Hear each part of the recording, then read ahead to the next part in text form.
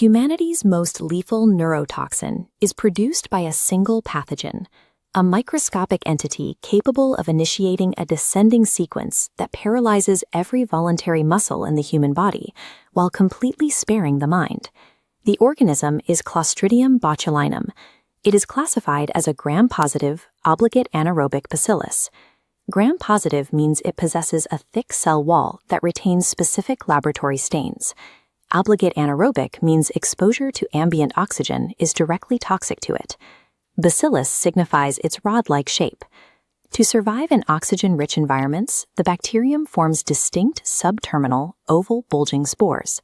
These hardened microscopic shells allow the organism to lie dormant almost everywhere on Earth. They act as ubiquitous saprophytes, resting indefinitely in soil, agricultural manure, and sea mud. Contact with these spores is incredibly common, but the spores themselves do not produce the paralytic toxin.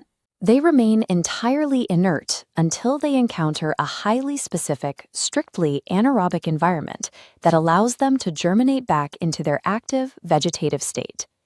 Tracking exactly how and where this environmental spore transitions into a systemic paralytic agent forms the basis for diagnosing the distinct and deadly clinical variants of botulism. Unlike classic bacterial exotoxins, the botulinum neurotoxin, or BT, is never actively secreted by a living, intact Clostridium botulinum cell. Instead, as the bacterium grows, it synthesizes the toxin entirely internally. The molecule accumulates strictly within the cell wall in an inactive precursor form known as a protoxin. The release requires a destructive biological trigger, bacterial autolysis. This process destroys the cell using its own internal enzymes. Then, the thick cell wall violently ruptures, spilling the completely inert protoxin directly into the surrounding oxygen-deprived environment. Even then, the molecule is harmless. It requires an extracellular chemical activation step. Proteolytic enzymes, proteins that break down other proteins into smaller fragments, must physically cleave the inert protoxin structure, converting it into the highly active neurotoxin. This process creates 8 distinct serotypes of the botulinum toxin, labeled A through G. Of these, types A, B, and E are the primary variants responsible for driving disease in humans. Among those 3, serotype A produces the most clinically severe neurological blockade. Because the toxin only forms under strict oxygen-free conditions following bacterial death and enzymatic cleavage, the precise location where this chemistry occurs determines the exact nature of the patient's condition. It dictates whether a patient is fighting an active bacterial infection or suffering from a pure chemical intoxication. Pacing quickens slightly. Once the active neurotoxin enters the human bloodstream, it ignores the vast majority of human tissue. It specifically hunts for peripheral cholinergic nerve terminals. At the neuromuscular junction, where nerve meets muscle, the toxin irreversibly binds to the presynaptic membrane. This blockade prevents acetylcholine vesicles from fusing and releasing their neurotransmitter. Simultaneously, at the parasympathetic nerve endings, the toxin executes this exact same permanent blockade. This highly localized targeting mechanism explains the disease's clinical paradox. The toxin shuts down peripheral motor and autonomic functions, causing massive systemic flaccid paralysis, but it strictly cannot cross the blood-brain barrier. The central nervous system is entirely spared, leaving the patient's cognitive and sensory functions completely intact, while their body shuts down. This cholinergic blockade is biologically permanent.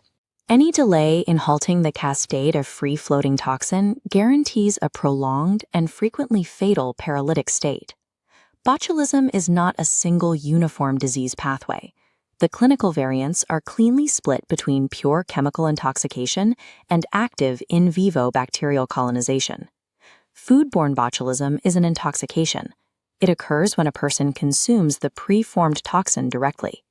This typically happens with improperly canned or fermented foods, where the sealed, oxygen-deprived container allowed the bacteria to grow, undergo autolysis, and leave behind a lethal dose of active neurotoxin.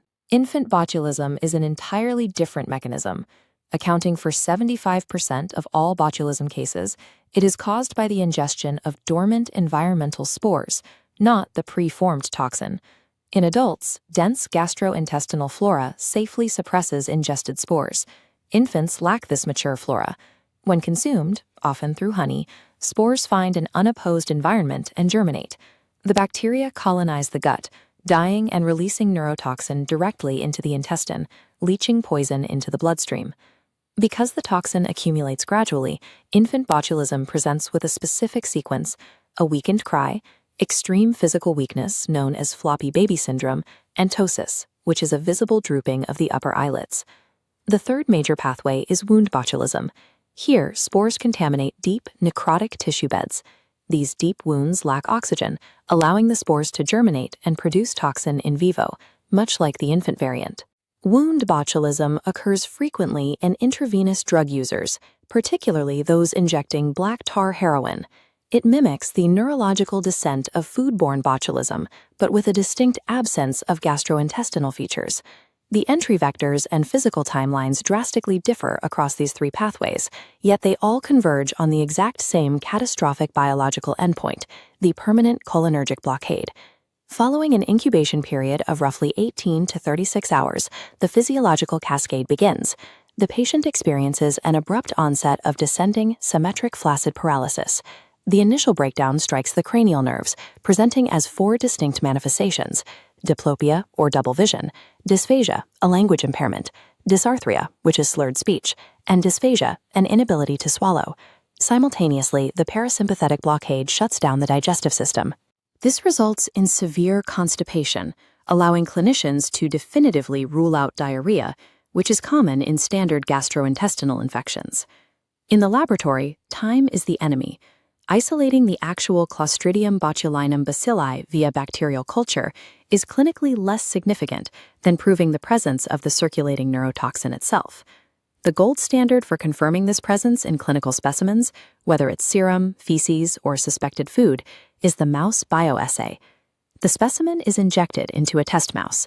The parameters are strict. Clinicians observe the animal for the development of flaccid paralysis within 48 hours. A positive result is confirmed only if that paralysis can be successfully inhibited by a prior administration of botulinum antitoxin. The bioassay provides definitive, undeniable proof of the toxin's presence. But a 48-hour diagnostic timeline is far too slow for a poison that permanently targets human nerve terminals. Clinicians are forced to act aggressively, intervening on clinical suspicion alone. The clinical mandate is absolute. Botulinum antitoxin must be administered immediately, the moment botulism is suspected. Bypassing the wait for laboratory confirmation is a matter of life and death. As the antitoxin floods the bloodstream, the complex antibodies successfully bind to the neurotoxin molecules, neutralizing only the free, circulating poison. There is a crucial pharmacokinetic limitation to this therapy. Once a toxin molecule has successfully bound to a presynaptic nerve ending, the antitoxin cannot displace it. It has absolutely no reversing effect on established paralysis. For the paralyzed patient, survival depends entirely on intense supportive care.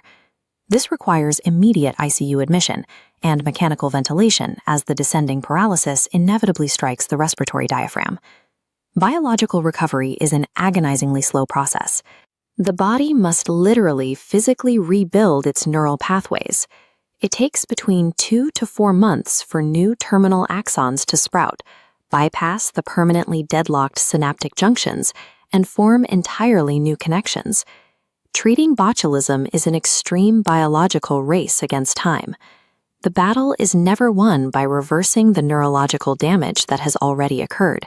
It is won by neutralizing the poison in the bloodstream before the patient is permanently locked in place.